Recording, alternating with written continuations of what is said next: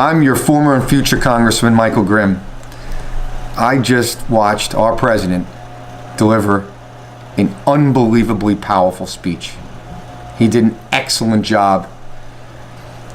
The pride that our president has in America literally jumps off the page. He beams with the pride of America, and it's just such a breath of fresh air to see. I know all of you out there share his enthusiasm and the optimism for the future of this great country. Unfortunately, I think today we also saw partisanship at its highest. The Congressional Black Caucus didn't even clap when our president mentioned that Black and Latino unemployment is at the lowest in our history. I think that's something we can all be proud of. I was so excited and proud to listen to our Commander-in-Chief remind all of us of the incredibly remarkable year and the accomplishments he achieved. Whether it was repealing the Obamacare individual mandate or the sweeping historic tax reform that's putting more money in the pockets of the average hardworking American. I think it was extremely important that he emphasized that Americans, regardless of party affiliation, are one team. This is what our military does every single day. You know, I remember being in the Marine Corps, and we could get into scraps with the Army or the Navy, but when it was time to go to work, we were one team. We were American soldiers, we were American fightermen. I think we can all take a page from their book. Now, one of the things that I enjoyed hearing, and I know it's not going to get any press, was how our president is empowering the heads of these agencies to reward good workers, and more importantly, to hold accountable those employees that are not doing their job. For all too long, government employees have had no accountability, and that's changing under the Trump administration. We heard how jobs in manufacturing are coming back to the United States. And this is something that for the last 10, 15 years, all we've heard is it's gone, it's never coming back. But thanks to lower taxes and less regulations, and of course the right leadership coming out of the White House, none of which is rocket science, we're seeing thousands upon thousands of those jobs coming back and millions upon millions of dollars being reinvested in the United States. You know, as a Staten Islander, hearing about a massive infrastructure project was absolutely music to my ears. We here in the district, Brooklyn, just as much as Staten Island now, we sit in the worst traffic in the country, literally the worst commutes. So the idea of having a massive infrastructure project that's going to focus on transportation infrastructure, it's what we've been asking for decades. Finally, with this president, it seems like an attainable goal. Obviously, immigration was a very big focal point for this State of the Union, and as well it should be. It's, in my opinion, probably the most important decision our president is going to make. As Republicans, we know exactly why the Democrats have held such a somewhat ridiculous position for open borders, for amnesty. It's simple. It's not that they care about the poor downtrodden from around the world. They simply want their vote. They look at the numbers and realize that in certain states, the margin for President Trump's victory was narrow. So if we can import tens of thousands of new voters that would vote for the Democrat candidate into those states, they could win a national election. I think that the president's 4 pillars are exactly where we need to be. Yes, we're a compassionate nation. And yes, we understand that there were those that were brought here to no fault of their own as children. But without stopping the problem at the border, without actually ending chain migration, without fixing an entirely broken system, we cannot even consider a pathway to citizenship for the dreamers. You know, when the president said Americans are dreamers too, it's one of the first time in recent times that I've heard someone remind everyone that the people that actually built this country matter too. You know, I think about just last week, the Democrats, the Schumer shutdown, they shut the government down over illegal immigrants. When was the last time you heard of anyone in the Congress that wanted to shut down the government because our veterans weren't getting their health care? When was the last time you heard of anyone in the Congress saying that we have seniors that built this country, the greatest generation, are eating cheese sandwiches for lunch because they can't afford a hot meal, so we're going to shut down the government? The answer is simple: never. But their priorities, the priorities of the Democrats to shut down the government for illegals, speaks volumes. It's politics over country. It's politics over the very people that built this great nation. And I think that's a big difference between the current administration and the last administration. Again, I live on Staten Island. I was born in Brooklyn. So this district has always been my home for the most part. Grew up in Queens too, so New York City's always been my home. But here in Staten Island and Brooklyn, we're literally ground zero for the opioid epidemic. So when I hear at a State of the Union, probably the biggest speech our president will give all year, the commander-in-chief speak about his commitment to tackling this opioid epidemic, it gives me hope and inspiration.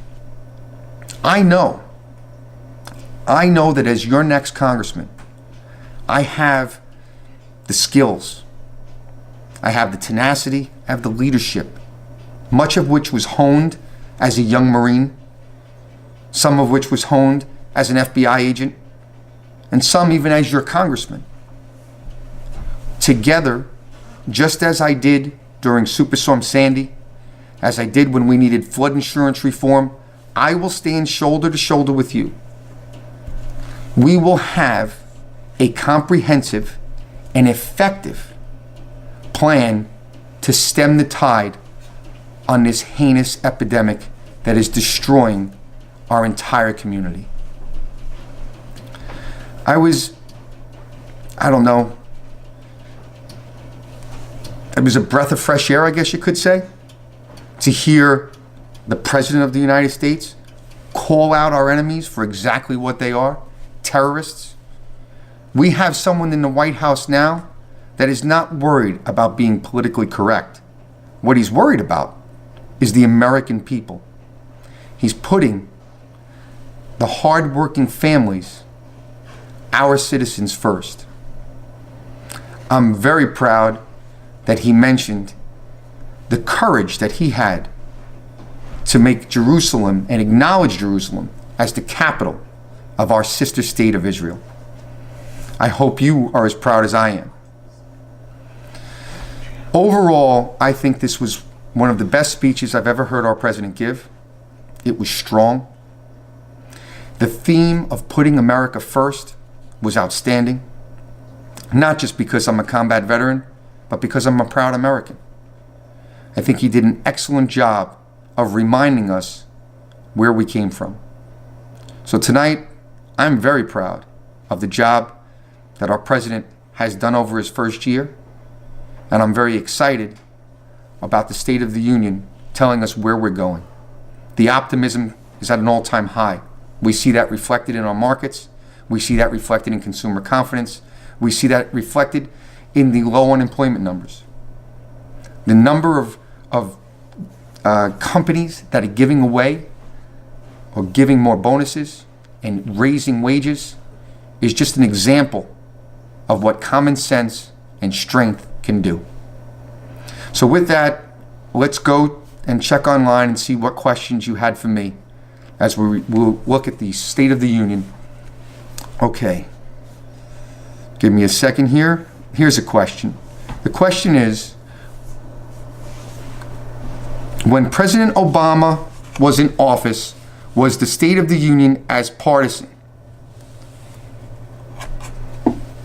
Or did Republicans stand up and clap?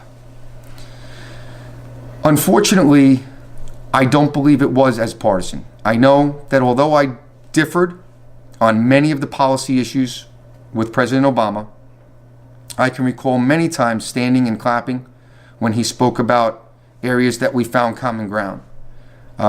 Tonight I saw most of the Congressional Black Caucus, Nancy Pelosi and others, with almost scowls on their face, with an evident disdain for our president, regardless of what he was talking about, even when he was talking about infrastructure, which is surprising, you would think, because the Democratic Party has been speaking about doing an infrastructure project for a very long time. So the idea that they would not work bipartisan on that, to me, it just shows how deep the divide is and how politics is more important to them than our country. The next question.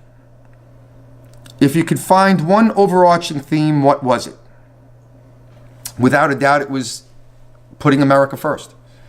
Everything our president spoke about tonight was about the hardworking families that make this country great, reminding us that it's not our government that makes us the greatest nation in the world. It's our people. And it's through hard work and tenacity. It's about this inner strength that we don't give up. That's what makes America what we are, the greatest nation in the world. What is the President of the United States' biggest challenge? And will the President be able to accomplish it? Well, in the context of tonight's speech, I would say there are two big challenges. The President is going to need to try and get bipartisan support on an infrastructure project. As I just said, the partisanship is at an all-time high, so that will be difficult. Even though we know that in the hearts of Democrats, this is an area that they have focused on for quite a while. The other issue is the immigration reform. So I find that to be his two biggest legislative challenges. And frankly, I don't know if he will be able to accomplish them with what I would call nothing but a resistance movement on behalf of the Democrats. And that's sad, because these are two areas that our country shouldn't be so divided on. I think we can all agree that we need to have a safe environment for our families, for children, and that starts with closing our borders. And just to emphasize something that is never brought up during the immigration debate, when we talk about building a wall, let me be clear. We need a wall. We should build the wall. And anyone that doesn't want to support the wall should ask themselves, is it okay that young men and women come from South America and other parts of Latin America and Mexico on a horrendous, heinous trek to try and find freedom on the other side of their border in America, and along the way, they are beaten, they are raped, they are sold, human trafficking happens, and they're sold into a life of prostitution? Because that's the harsh reality of those journeys that no one wants to talk about. That's inhumane, and we should do everything we can to stop it. That doesn't even mention the fact that drugs pour in across these borders. It's a fact that the number one source of heroin entering our country is coming from Mexico. Heroin, by the way, is when people start using opioids, eventually they segue to heroin. And that's most of the time what they overdose on. So again, right here in Staten Island and Brooklyn, having this epidemic destroy, literally rip apart our families and our community, why wouldn't we want to build a wall and stop at least some of those drugs from coming in? And I understand there are experts out there that will say it's never going to stop all of the human trafficking. It's never going to stop all of the drugs. I understand that. We're not asking for 100%, but if it can stop some of it, if we can at least stem the tide, then why wouldn't we? Let me see another question. What was your favorite part? That's a tough question because I liked most of the speech, but I would probably say the ending. The president, towards the end of his speech, really, I think, was able to tap into our patriotism, remind us where we came from, how we started this great country, the sacrifices from our founding fathers to the greatest generation to even now, those that serve in Afghanistan, Iraq, our heroes in uniform, all of the first responders and so on. That's what makes us the nation we are. And I think it's extremely important that the president remind us where we came from so that we know where we're going. I feel that the president was able to tap in to a sense of pride and inspire us through patriotism. And I certainly believe it resonated with the average hardworking family here in Staten Island, Brooklyn, and throughout this great country.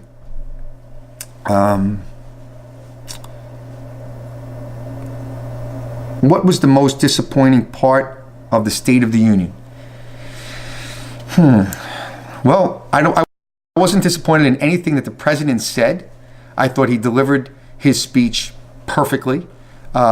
Strong, inspirational, patriotic, as I said.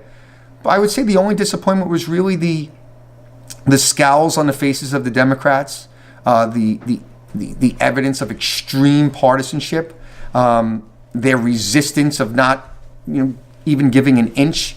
That would probably be the only thing that I would say was arguably a disappointment. Let's see if we have one more. What did the President of the United States do right or wrong?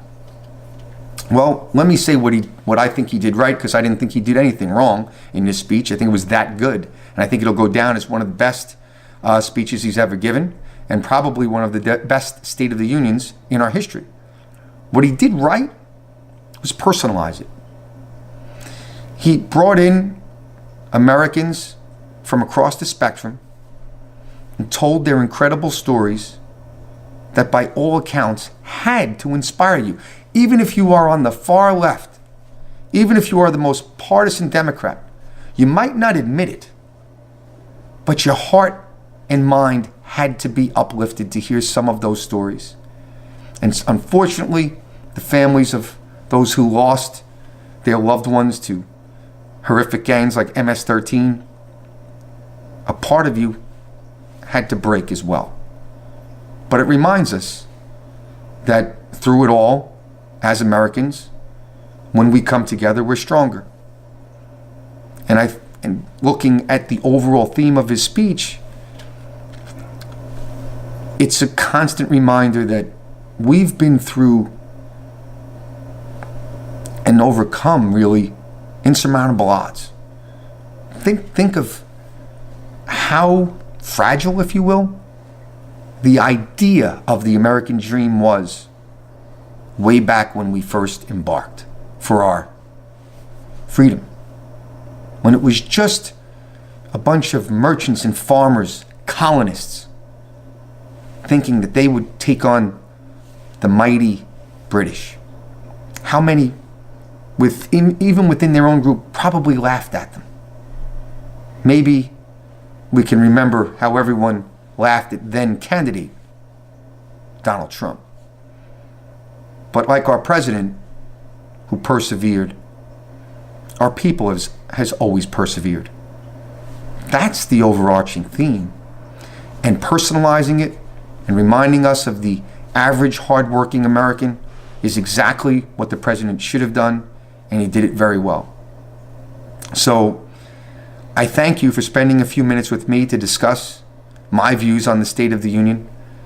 I look forward to seeing you around the neighborhood, and please, if you see me at the diner or in the street or at the store, getting gas, stopping for a cup of tea at the Dunkin' Donuts, please say hello. Please let me know what's on your mind. And if you have any questions, you can reach out to me on my website at michaelgrimm2018.com. So God bless you, God bless your families, and God bless the United States of America. Thank you.